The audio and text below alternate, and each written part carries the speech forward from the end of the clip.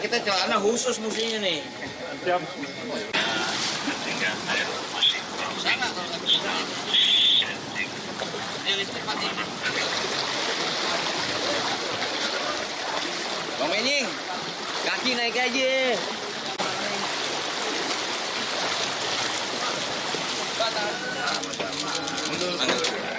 Beh, Pak.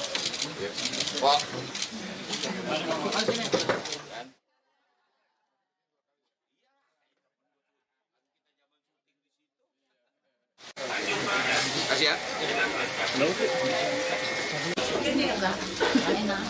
Dia maunya ke rumah sakit kan. Oke, siapa Ibu? Nah, bukan menjadi khawatir ya, tapi warning kita sebetulnya dari awal.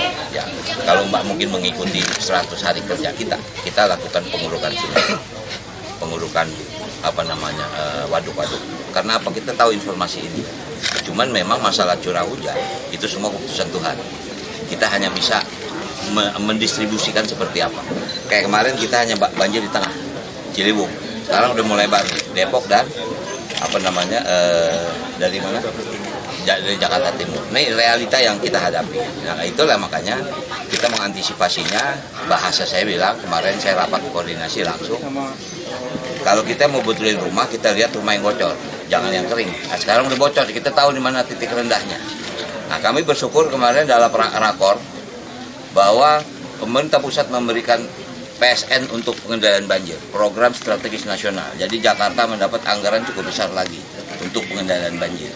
Karena ya, pemerintah pusat juga mendengar bahwa bukan kita nggak mampu, kita mampu, tapi tentu tidak akan kelar dalam 1 tahun dengan anggaran terbatas kan. Nah sekarang dengan bantuan, dengan program PSN, proyek strategis nasional, kita akan lebih fokus untuk membenahi Ciliwung. Gitu. Nah jadi memang program pusat juga yang namanya normalisasi akan kita lanjutkan. Bahkan yang namanya Giant Seawall itu masuk dalam program strategis nasional. Selain pusat, Pemprov DKI juga wajib melakukan.